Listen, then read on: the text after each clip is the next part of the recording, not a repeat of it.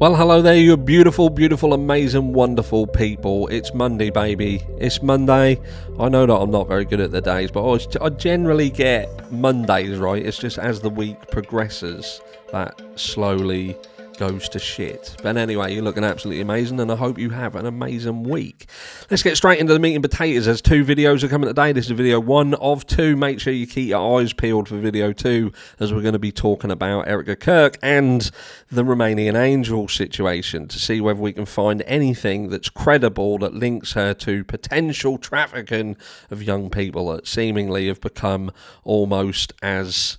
It's like their money. It's like they're a currency nowadays. But anyway, what are we talking about in this video? We're talking about this. I'm going to go to this page here.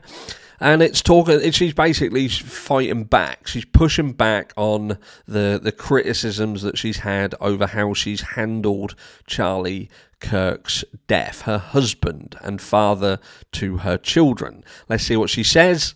Let's see what our rebuttal will be and what the rebuttals in the comments will be, because this is obviously going to be a fucking room splitter, isn't it? The late Charlie Kirk's wife, Erika Kirk, is addressing criticism over the way she has publicly grieved her husband's untimely death. There is no linear blueprint for grief. It's Monday. My eye ain't in yet. One day you're collapsed on the floor, crying out the name Jesus between laboured breaths, Erika 36 wrote via Instagram on Saturday, October 11th. The next, you're playing with your children in the living room, surrounded by family photos and feeling a rush of something you can only attempt to define as divinely planted and bittersweet joy as a smile breaks through your face. Even that sounds like a fucking Oscar speech, doesn't it? Why is every single thing that she does seems like a performance? Even that, it sounds like like a Shakespearean play. More Shakespearean than the text messages supposedly between Tyler Robinson and Lance Twiggs. This is it. Do you know what I mean? Jesus, between laboured breaths and the divinely planted and bittersweet joy as a smile breaks through your face. The next line, Charlie, Charlie, wherefore art thou, Charlie? She continued, they say time heals, but love doesn't ask to be healed. Love asks to be remembered. It's humbling to realise that this magnitude of suffering didn't steal my love for my husband. It amplified it. It crystallised it. Fuck me, if I could write like this, my videos would do so well. So well.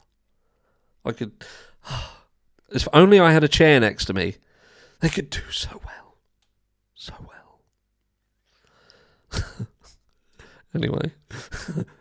Wait for the haters. The widow who shared 2 young children, with the late Turning Point USA co-founder, went on to write that she carries her husband in every breath. Every breath. In every ache. Every ache. And in every quiet act of day-to-day living, as I attempt to relearn what that rhythm will be. And what I've realised through these past 30 days is the greater the suffering, the purer the love, she concluded, and I have never loved him more than I do now. What a weird statement. Loved him before. When he got shot, though, fuck, I loved him more. Loved him more. The moving post was accompanied by a montage of videos featuring the late far-right influencer, as well as snippets of his massive memorial. Where your head went immediately there. Snippets of his massive memorial.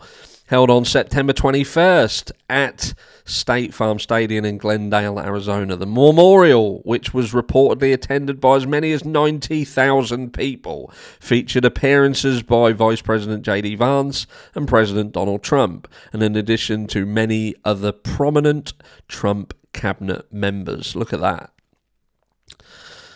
There's a picture of Charlie with Erika, and they're child there. Charlie was shot and killed on September 10th while speaking at Utah Valley University in Orem, Utah. He was 31 years old. It's with a heavy heart that we, the Turning Point USA leadership team, write to notify you that early this afternoon, Charlie went to his eternal reward with Jesus Christ in heaven. A statement from Turning Point USA read at the time, confirming the political activist's death.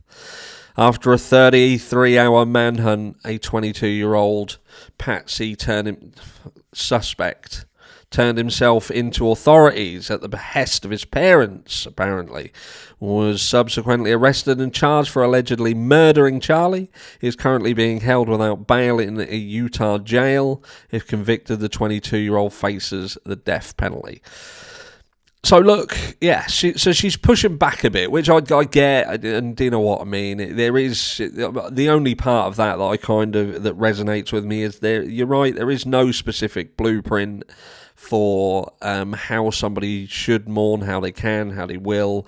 Everybody goes through their own individual, independent journey, and you know, if somebody doesn't behave how you feel that they should behave, it doesn't necessarily mean that they're complicit of being involved. It doesn't mean that. But what we do, and what we are allowed to do, is look at the behaviour of people when they go onto the public place. When they're in public, how do they carry themselves? What do they do in public? Obviously, we can't comment about what they do in private because they do it in private. I imagine that in private, Erika is probably, I don't know, stroking Charlie's chair and whispering about it. I love this chair. And, you know, do you know what I mean? The reason why I can't take her seriously or lean into being fully understanding of her as an individual is because of what she does publicly. And a lot of people turn around and say, but she's a very religious person, she gets her strength from God, she comes out and does... But even that doesn't resonate with me in terms of what I would expect somebody with a religious background to do. Because everything that she does is very, very performative. There doesn't look like an ounce of authenticity to it. And you could argue that what's authenticity? Who are we to claim that someone isn't being authentic when we don't really have, I suppose, a baseline for it? We don't know what her being authentic looks like, because you could say that her authentic self is off camera at home. That's authentic, and everything that she does do in the public arena is going to be performative and a bit fake, because she's doing it for the camera. She wants to appear a certain way, and she wants to appear strong. She wants to be dramatic and sell, because ultimately she is the CEO now of Turning Point USA, and they are a public entity that relies upon engagement in order to obtain revenue. And, you know, it's no different than I can do a video and package it a certain way and it'll get 100,000 views. I can do a video that gives information that is pertinent to what's going on, but kind of not wrap it up like some sort of spectacular story, and it will do 6,000 views. So if she goes out and does a performance, if you like, about Charlie and his death, and there isn't any real drama to it, then people aren't going to be that bothered about it. People get wrapped up in the drama. So you could look at her standing over Charlie Kirk's coffin, for instance, and that fucking weird little outing.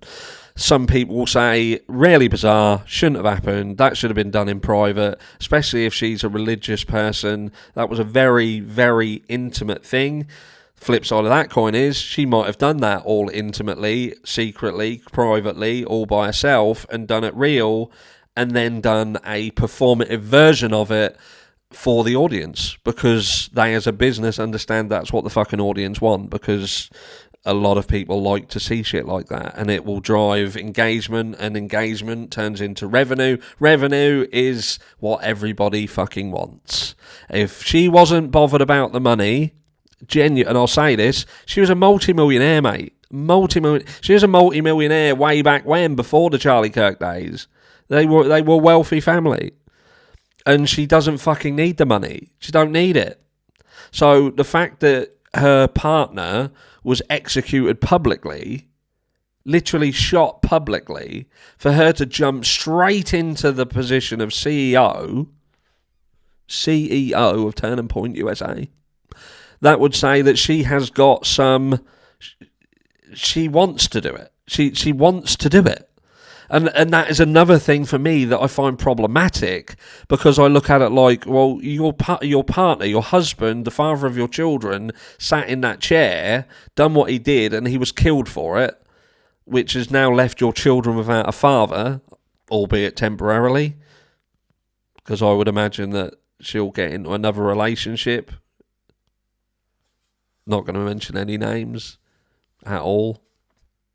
But do you know what I mean? The fact that she's jumped in that seat so quickly, and not really needing to from a financial standing, and to put herself, you would imagine, at risk now to orphan their children. It's bewildering to me. I don't understand it. I don't understand it.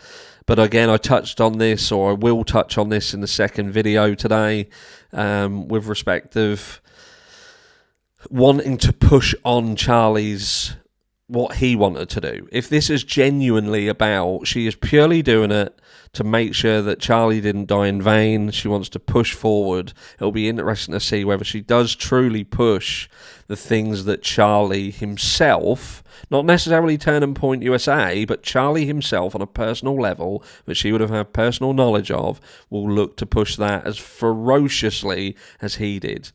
Case in point, the Epstein files. We know how he felt about them. 2 months before he was executed, he was in Florida. He spoke about this openly, said that in private and in public, he was pushing to have this released. The whole lot released, put on a database at the public access, and everybody held accountable. Let's see if she starts to push that. But her behaviour, look, do some people see it as odd? Yeah, of course they will.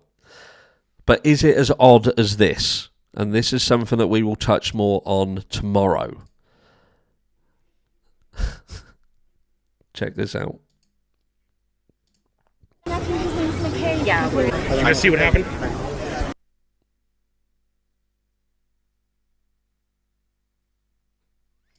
Don't know what happened to the sound there, but he basically says no.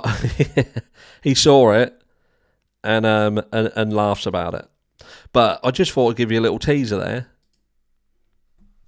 Charlie Kirk's friend that is. If you know who it is, you know who it is, you know where we're going with it. If you don't know who that was, join me tomorrow, because we're going to be going over some of his fucking weird behaviour, and also some of his weird things he was caught out doing and being around in the aftermath of Charlie Kirk's death. Love you all. Enjoy the rest of your Monday, and I will catch you all in video 2 later on today. Love you all. Mwah.